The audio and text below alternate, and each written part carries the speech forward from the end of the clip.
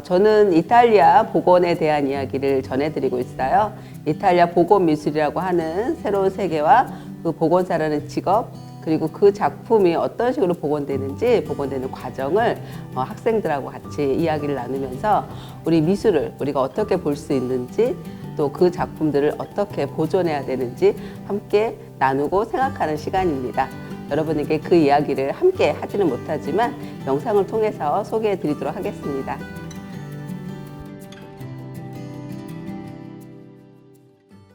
안녕하세요. 너무 반갑습니다. 우리 복명중학교 우리 학생 여러분. 우선 저는 이다라고 하고요. 오늘 여러분께 들려드릴 이야기는 이탈리아 복원미술의 세계, 그리고 그 복원미술 세계 중에서 우리가 잘 알고 있는 르네상스 천재 예술가 레오나르도 다빈치의 걸작 최후의 만찬의 복원이 과연 어떻게 이루어졌는지 그 얘기 구체적으로 드리도록 하겠습니다. 20세기 복원 과정 중에서 가장 기적의 복원이라고 부르는 최고의 복원이 여러분께 지금 보여드릴 최후의 만찬, 레오나르도 다빈치의 최후의 만찬이거든요. 이 작품에 대한 얘기로 한번 시작을 해보겠습니다. 자, 레오나르도 다빈치 너무 잘 아는 사람인 거죠. 우리가 1452년, 1519년 이탈리아의 빈치라는 도시에 태어났고요. 이 사람 바로 이탈리아 피렌체에서 시작했던 르네상스 시대 때 우리가 알고 있는 인간과 자연에 대한 보다 과학적이고 보다 인문학적인 탐구, 인간을 이해하기 위해서 과학적으로 탐구하고 인간과 세상을 이해하기 위해서 많은 것들을 연구하고 실험하고 그걸 통해서 보다 현실적으로 우리가 살고 있는 세상을 알게 되었던 바로 그 르네상스를 대표하는 천재 예술가입니다. 이곳은 커다란 성당인데 바로 그 당시에 이 밀라노가 공국이라고 해서 하나의 도시국가 나라였거든요. 이 나라를 다스렸던 그 영주, 그분의 이름은 저쪽에 있죠. 루도비코 일 모르라는 분입니다. 이 영주에게 바로 레오나르도 다빈치가 주문을 받아서 그린 작품입니다. 그러니까 바로 이 도시의 이 국가의 통치자가 레오나르도 다빈치의 그의 재능을 알아보고 자신의 중요한 작품을 여기다가 그려달라고 했는데, 그가 바로 이곳 산타 마리아 델레 그라치아 성당이라는 바로 이곳은 왜 여기를 하게 되냐면 이곳에 바로 자기 가족들을 묻을 무덤을 만들고 싶었던 거예요. 그러니까 굉장히 자기한테 중요한 그런 성당이죠. 거기 안에 보시면 이게 성당이고요. 여기 보시면 하얗게 있죠. 성당 입구고 여기는 바로 그 옆에 있는 우리가 흔히 말하는 학생 식당입니다. 수도원들에는 항상 이 성당에는 항상 수도원이 같이 있었고 거기에는 늘 수도사분들이 같이 사시기 때문에 그 수도사분들이 식사하실 바로 수도원 식당이 늘 따로 있습니다. 바로 거기죠. 거기다가 그려달라고 한 거죠. 그래서 여기 보시다시피 그 성당의 옆에 있는 수도원 식당 안에 벽에 그려진 작품이 최후의 만찬입니다. 당시에는 르네상스 시대 때 이 최후의 만찬을 수도원 식당 안에 그리는 것이 유행이었어요. 그 유행도 역시 피렌체에서 유행을 해서 밀라노도 같이 그걸 하게 된 거죠. 자, 수도원 식당 안에 그려지는 최후의 만찬이란 바로 밥을 먹는 장면이어서 이 식당하고 굉장히 잘 어울리죠. 그리고 그 당시에는 이것의 어떤 그림의 어떤 의미를 보자면 그 예수님이라는 분이 그 제자들에게 보여준 마지막 사랑이라는 의미가 되기도 한답니다. 왜냐면 우리가 그거 아시죠, 여러분? 제일 좋아하는 사람이랑 가장 많이 하는 거 뭘까요? 언제 한번 같이 밥 먹자. 밥 먹는 거잖아요, 여러분. 여러분 가족들과 같이 밥 먹고 친구들과 밥 먹을 때 제일 행복하잖아요. 바로 그래서 이 최후의 만찬은 우리가 서로 나누는 사랑의 의미가 있어요. 그래서 그 사랑의 의미를 가지고 만든 작품은 레오나르도 다빈치는 과연 어떻게 해석했을까? 역시 천재니까 다르죠. 여기 저쪽에 지금 까칠하게 서 있는 아저씨가 레오나르도 다빈치입니다. 이 작품을 3년 반을 그렸는데 굉장히 사실 작품 자체가 그렇게 크진 않았습니다. 13m 정도의 높이 길이가 되는데 이 13m 정도의 길이가 되는 작품을 3년 반을 그렸다? 게으른 거예요. 당시 1년 반이면 충분히 그릴 걸 3년 반을 그려요. 어떤 날은 가가지고 그림 하나도 안 보고 하루 종일 쳐다보고 붓으로 한번 찍찍거리다 갔대요. 그래서 수도 원장님이 너무 답답해가지고 도대체 왜 이렇게 안 그리고 있냐 라고 말을 했는데 레오나르도 다빈치는 게으른 게 아니라 이 사람 한 사람 어떻게 그려야 될지, 저 사람 한 사람 어떻게 그려야 될지, 모든 한 사람 한 사람 모든 사람을 전부 다 실제 그 사람처럼 그리기 위해서 그 한 사람 한 사람을 연구하고 있었던 거죠. 바로 그 공간과 함께요. 보시다시피 이렇게 해서 세계적인 작품이 완성이 됩니다. 이 작품이 너무나 심하게 훼손돼 가지고요. 한동안 아무도 볼 수가 없었어요. 너무나 심하게 훼손돼서. 사실 그림이 만들어지는 당시에 저기 어느 정도 윤곽을 보이자 막 너무나 많은 사람이 몰려옵니다. 여러분 이 작품을 보고 놀란 인물이 하나 있습니다. 당시에. 그게 바로 당시에 프랑스와 1세라고 하는 프랑스 왕이에요. 이 작품 보고 놀랐어요. 그래가지고 레오나르도 다빈치를 프랑스로 초빙한 겁니다. 그래서 프랑스로 간 거거든요. 이미 이 작품이 만들어지던 그 과정에서 너무 유명한 거예요. 왜냐면 다들 살아있는 것 같은걸요. 그런데 애석하게도 그림이 완성되고 무려 20년도 지나지 않아서부터 바로 훼손이 시작이 됩니다. 기록에 나와 있어요. 뭐가 제일 먼저 훼손이 되는지 아십니까? 그림이 이건 벽화일까요? 아니면 유화일까요? 벽화예요, 여러분. 벽화. 벽에다 그린 겁니다. 그런데요, 아까 벽화는 기법 뭐가 있다고 말씀드렸죠? 스폴베르 기법. 네. 우리가 벽화를 스폴베르 기법으로 하면서 프레스코아라고 합니다. 프레스코아. 프레스코아는 한번 그림을 그리면 그 석고 있잖아요. 위에다 이렇게 바르는 마지막 석고층. 그 석고층을 이렇게 묽게 개요. 묽게 갠 다음에 그걸 하루 동안 숙성을 하고 숙성을 한 후에다가 젖은 상태로 발라요. 바르고 나서 그 젖어 있는 상태로 있을 때, 그러니까 이거 우리가 바른 거 페인트가 두꺼운 약간 묽은 수제비 반죽처럼 된다고 생각하시면 돼요. 묽은 수제비 반죽이에요. 그걸 바른 다음에 그게 마르기 전에 거기다가 스케치도 하고 그리고 거기다가 바로 색깔이 다 입혀서 끝내야 돼요. 그러면 이게 다 마른 젖은 상태로 해놓잖아요. 그럼 그 뒤로 마르겠죠. 마르면서 거기 안에 있는 이 물감이 왜냐면 표면 자체가 마르지 않았기 때문에 안에가 기포랑 구멍이 있는 거예요. 그 사이로 스며들어요. 물감이. 그래서 이 물감이 절대로 떨어지지 않는 거죠. 이게 프레스코 기법이 가지고 있는 장점입니다. 미켈란젤로 시스테마다의 그 천장은 바로 그렇게 그려진 겁니다. 자, 왜 그러느냐? 왜냐하면 마르기 전에 색을 다 입혀야지만 이 색이 스며들면서 마르기 때문이거든요. 자, 그렇다면 이게 마를 때까지 얼마나 걸릴까요? 그렇게 오래 안 걸려요. 다 아깝게도 안타깝게도. 48시간을 주제로 해서 기준을 해서 한여름에는 보통 30시간 전에 다 말라버리고요. 그리고 겨울에는 70시간 넘게 있다고 하는데 그렇게 되면 썩어요. 안에가. 그렇기 때문에 48시간 보통 이틀 안에 그림을 완성하고 끝내야 된답니다. 그래서 그림을 빨리 그리기 위해서 아까처럼 스케치를 미리 해놓고 이렇게 칠해놓는 거예요. 그렇게 해서 하는 겁니다. 레오나르도 다빈치는요 그렇게 하지 않았어요. 다빈치는 제일 먼저 무슨 손사가 했냐면 그림질 자체가 떨어져 나가는 거예요. 그림질이 뚝뚝 떨어져요. 어떤 거 생각하시면 되냐면 여러분 페인트 칠했잖아요. 페인트 칠하면 어느 부분에 약간 거기가 젖었다가 다시 마르게 되면 거기 이렇게 뜨죠. 우리가 페인트 뜬다 그러죠. 떠서 툭 떨어지죠. 그렇게 떠버린 거예요. 그렇게 떨어져 나가기 시작하는 거예요. 나중에 무려 거의 한 40%가 넘게 떨어졌어요. 안 보일 정도로. 쪼각쪼각. 왜 떨어진지 아세요? 아까 그 프레스코 기법으로 그리지 않아서 그래요. 그래서 도대체 왜 그리지 않았냐는 거 지금 말씀드린 게 이거예요. 계속 그림층이 밑에. 그래서 왜 안 떨어져? 왜 프레스코 기법으로 오랫동안 보존되는 기법으로 그리지 않았느냐? 이게 이제 사람들한테는 의문이었던 거죠. 레오나르도 다빈치는 바로 그림을 그릴 때 그 그림이 오랫동안 유지되지 못한다는 걸 알고 있었으면서도 불구하고 그림 속에 있는 모든 인물 아까처럼 캐릭터를 다 연구하고 하나하나 그려야 됐기 때문입니다. 안 그러면 우리가 어떻게 그려야 돼요, 여러분? 그림을? 이틀 안에 다 그냥 푹 그려야 되잖아요. 그렇게 그리고 싶지 않았어요. 정말 하나하나가 진짜처럼 그리고 싶은 거죠.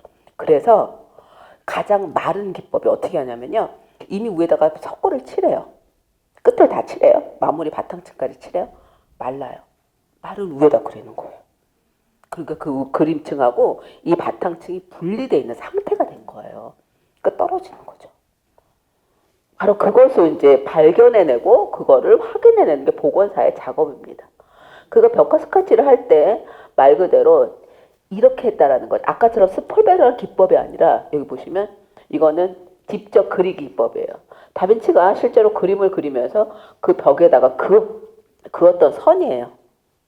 벽에서 직접 그림을 그리고 있는 거죠. 그러니까 시간이 오래 걸리죠. 그러니까 시간이 오래 걸리면 석고와 아까 같은 프레스 기법으로 그릴 수 없다라는 거. 여러 가지 미리 그 스케치를 여러 번 해가지고 이런 식으로 연습한 다음에 그림 위에서 다시 한번 그림을 그렸다라는 걸 볼 수 있는 그런 방식입니다. 자, 이래서 어쨌든 최후의 만찬은 처음부터 이미 훼손이 될 수밖에 없는 그 기법으로 애석하게 그려졌습니다. 자, 다빈치는 이걸 그리고 나서 일찍 죽죠. 그가 죽고 나서 보세요. 1517년부터 그냥 떨어지잖아요. 워낙 그 당시에도 유명했었기 때문에 이탈리아 한 가지 또 장점이 기록을 잘해요. 워낙 중요하고 유명한 작품이었습니다. 계속 기록하고 있는 거예요. 떨어졌습니다. 여기도 떨어졌네, 저기도 떨어졌네 이렇게. 그래서 이미 작품 많이 떨어졌다는 걸 알고 있고요. 적어도 오랜 시간에 걸쳐서 여러 번, 그 1900년대까지 끊임없이 우리 사람들이 덧칠하고 만지면서 엉망진창이 된 거예요. 그 사이에 500년 동안 엉망진창이 돼서 이렇게 엉망진창이 됐습니다. 최후의 만찬의 재난이라는 말을 할 정도로 그림 상태가 엉망이었습니다. 그러다가 가장 최고로 그림이 훼손되는 그 일이 생기죠. 그게 바로 1944년 무슨 일이 일어났죠? 제2차 세계대전. 제2차 세계대전이 됐을 때 특히 저 북부 이탈리아와 그리고 뭐 우리 너무 잘 알고 있는 프랑스 북부라든가 많은 나라가 세계 2차 대전에 폭격으로 많은 문화재가 그 당시에 손실됐습니다, 여러분.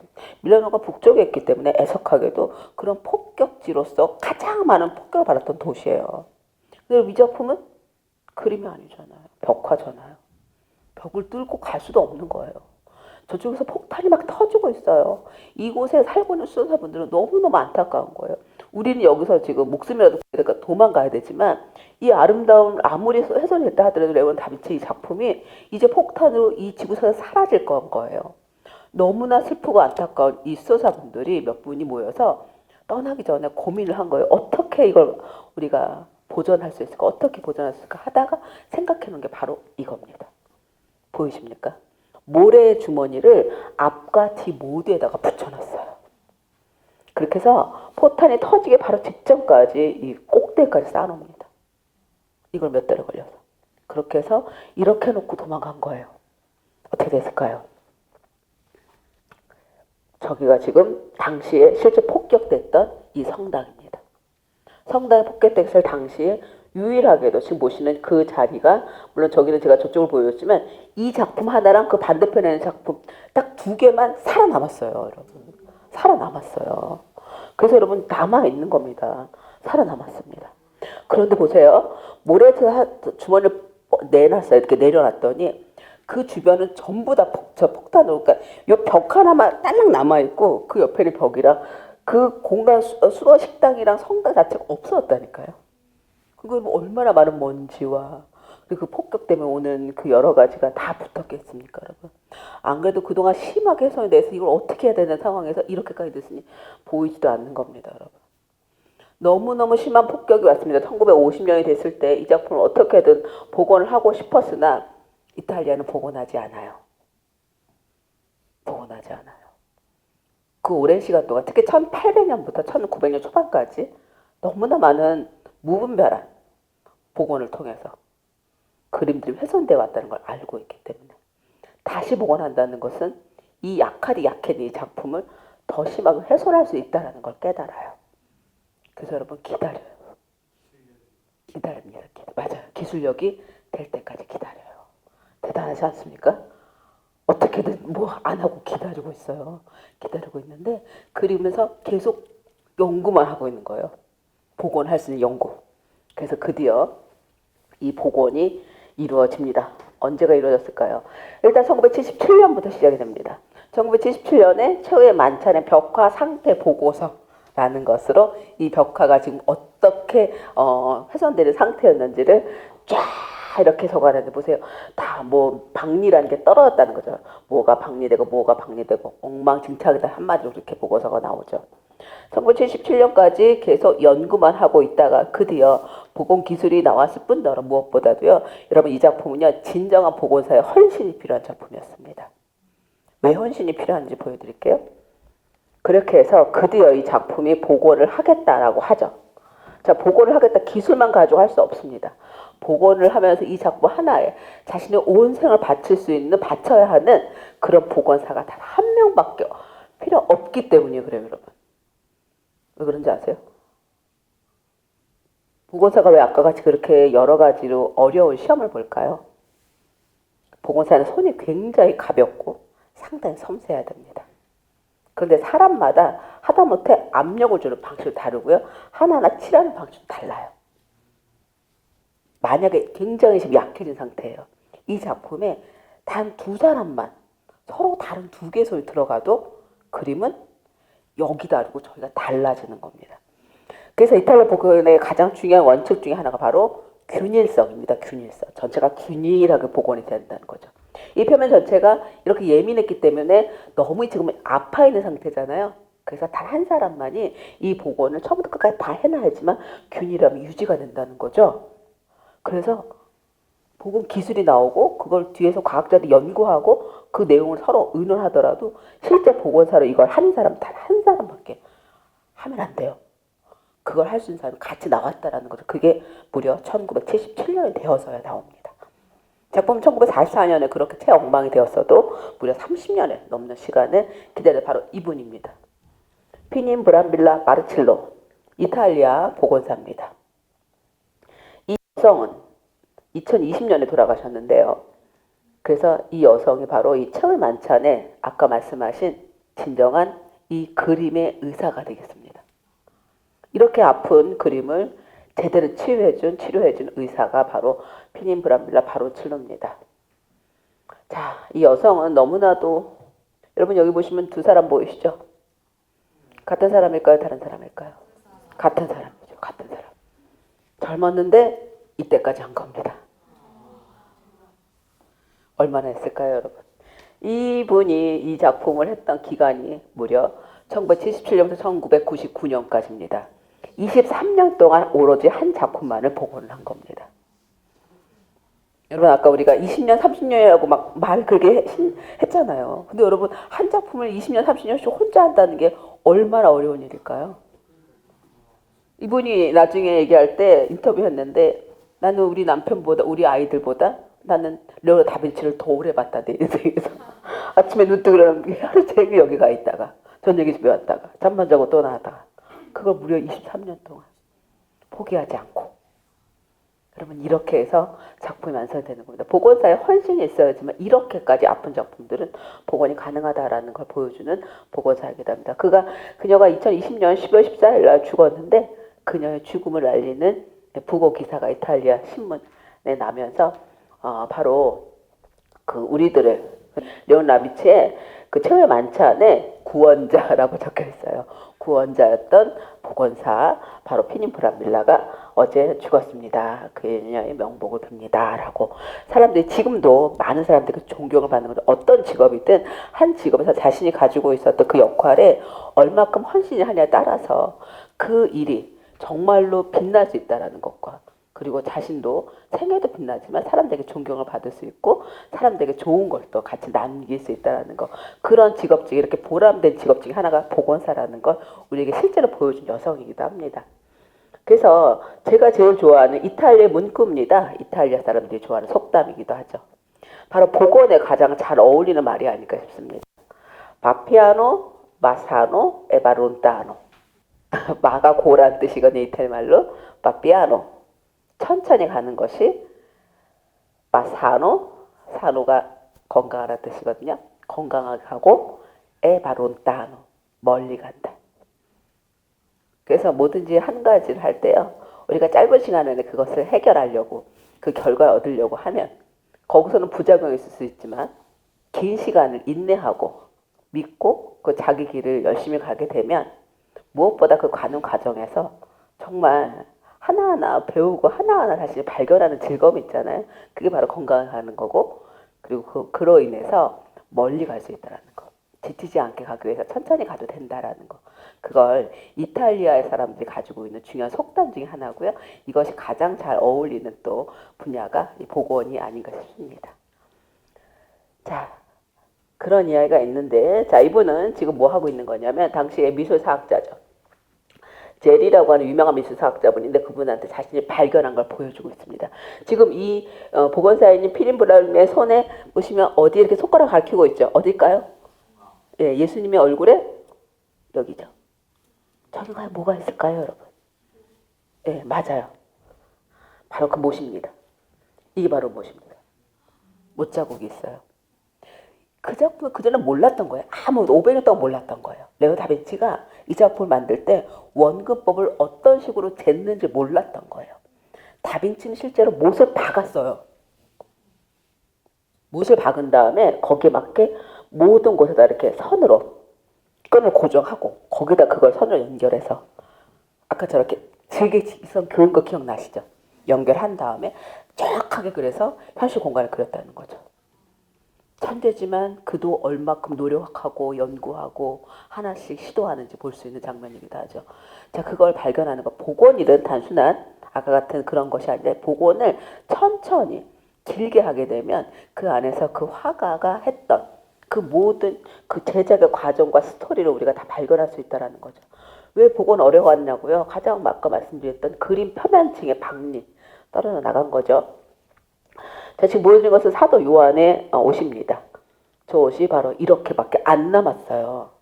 파란색 저렇게밖에 안 남았어요. 지금 밑에 보이는 노란색은 밑에 있는 바탕층이에요, 여러분.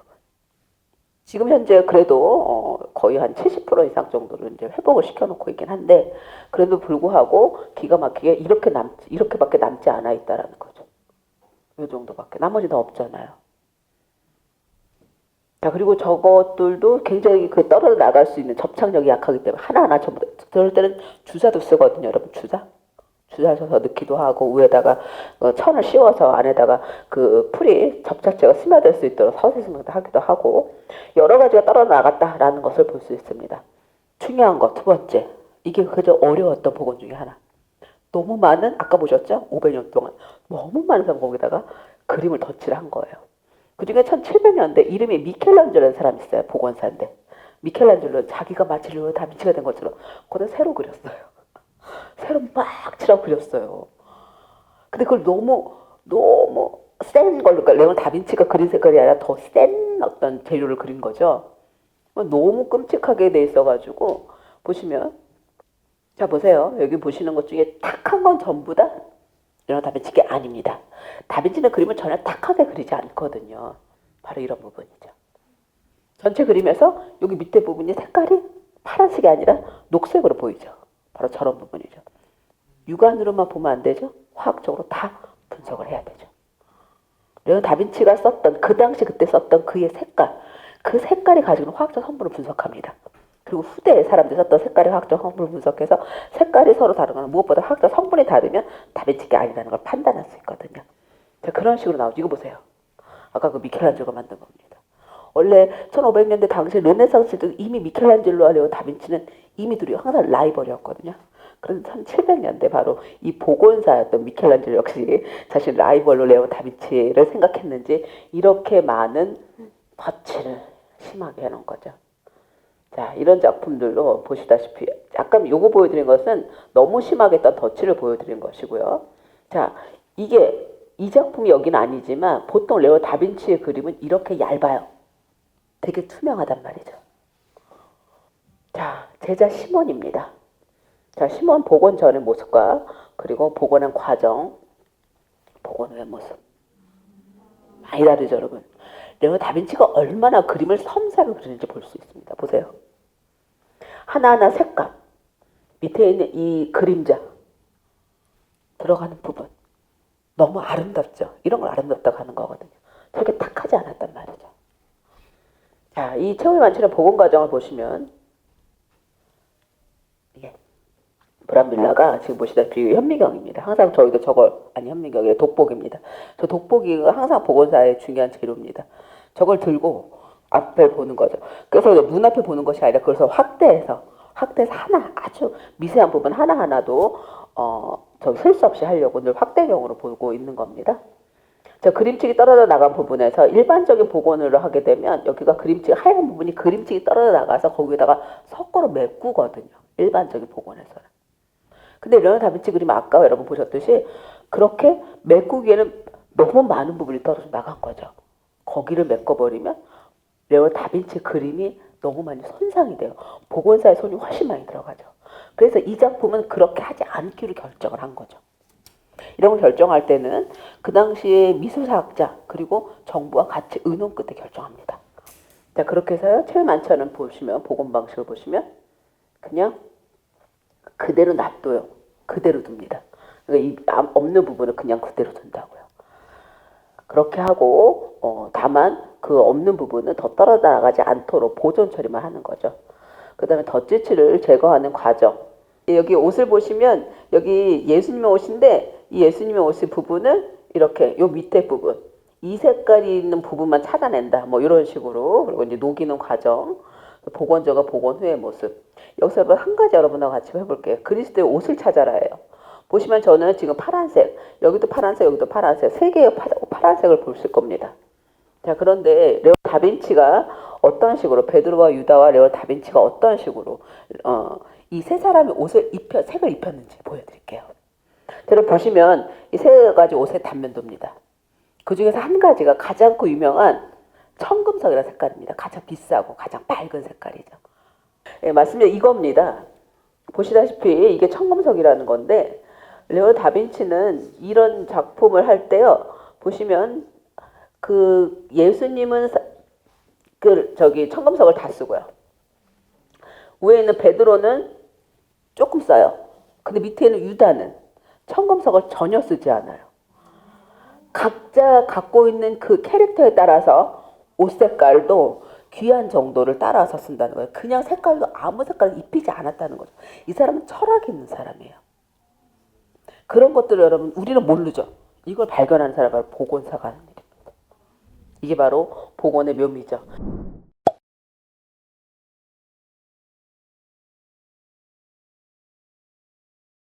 글쎄요. 글은 원래 우리가 전부 다 늘 쓰는 거지 않습니까?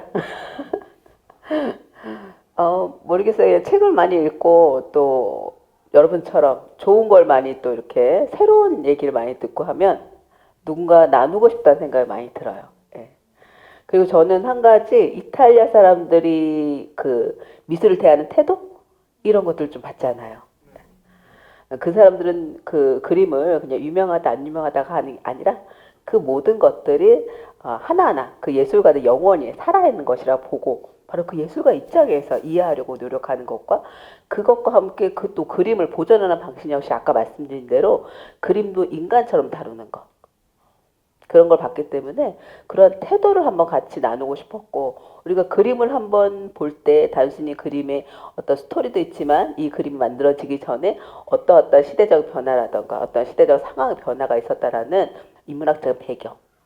그래서 저는 학교에서 공부할 때 이제 대학원에서 미술사 받을 때 선생님이 수도 없이 많은 그 여타 이야기를 많이 해주세요. 한 작품에 대해서. 그래서 그 시대적 배경이라든가 철학적인 부분 이런 것들을 다 알고 있으면 작품을 보는 눈이 훨씬 더 넓어지고 더 깊어지고 또 우리에게 생각할 거리가 많아지거든요. 그래서 그런 좀 더 넓고 깊게 보기 위해서 한 작품이라도 오래 볼 수 있는 방법 혹은 한 작품이라도 다양하게 볼 수 있는 방법 이런 것들을 배워서 그런 걸 여러분하고 나누고 싶었고요. 그래서 글을 쓰고 책을 내는 게 시작했던 것 같습니다. 미술품 복원사라는 직업을 이렇게 자세하게 접하게 된 게 처음인데 이렇게 새로운 직업의 세계에 대해서 알아가는 것 같아서 되게 뜻깊고 신기하고 유익한 그런 시간이었던 것 같습니다. 미술품을 다른 시선으로 바라보면서 화가의 의도나 창작의 배경 그런 거를 더 알게 되고 그랬던 게 정말 유익한 시간이었고 뜻깊었던 것 같습니다. 이다 작가님 같은 직업을 가지신 분들을 만날 기회가 흔치 않았는데 이번 기회에 만나뵙게 되어서 너무 기뻤고요. 강연의 내용이 생각보다 어렵지 않을까라는 고민도 했지만 생각보다 더 쉽고 재밌게 설명을 해주셔서 이해가 더 쉬웠습니다. 그리고 복원 작업 같은 경우에 과정이 생각보다 복잡할 줄 알았는데 설명해 주시는 걸 들으니까 이 정도면은 나도 배우면 할 수 있지 않을까라는 생각이 들 정도로 편안한 작업이었던 것 같습니다. 이번 기회에 이다 작가님의 작품을 더 찾아보고 싶어졌고 많은 사람들이 복원 작업과 이다 작가님의 작품들을 더 많이 접해봤으면 좋겠습니다. 벽화가 단순히 벽에 그림을 그려서 완성시키는 게 아니라 여러 기법과 방법으로 하나의 벽화를 완성시킨다는 점이 굉장히 인상 깊었던 것 같습니다. 또한 저희가 평상시에 보는 작품들이 예술가의 손길뿐만 아니라 보건가 분들의 손길로 완성된다는 점에서 보건가 분들에게 굉장한 존경심을 갖게 되는 값진 시간이었던 것 같습니다. 저는 원래 최후의 만찬이라는 그림에 관심이 진짜 엄청 많았는데 오늘 강연을 들으면서 그 그림이 나왔더라고요. 그래가지고 강연을 듣는 내내 너무 재밌게 들었던 것 같고 정말 더 깊게 배워서 유익한 시간이었던 것 같습니다. 이번에 이다 작가님을 만나는 자리를 가지게 되어 영광스러웠고요. 그림을 복원한다는 것 자체가 너무 어려운 일인 것 같았는데 그림을 복원하시고 해설도 하시고 책도 쓰신다는 것이 존경스러웠습니다. 이번 기회를 통해 복원과 복원의 신비로움에 대해 더 알게 되어 뜻깊은 자리가 됐던 것 같습니다. 한 작품을 복원하는데도 많은 노력과 많은 시간이 소요되는 걸 보고 되게 대단하다고 느꼈던 것 같습니다. 나중에 이탈리아에 가게 된다면 이다 작가님이 소개하신 작품을 꼭 한번 보고 싶어요. 이다 작가님이 이 복원에 대해서 저한테 설명을 해주셨는데요. 이 진심으로 그 직업을 즐기고 좋아하시는 것 같아서 좋았습니다.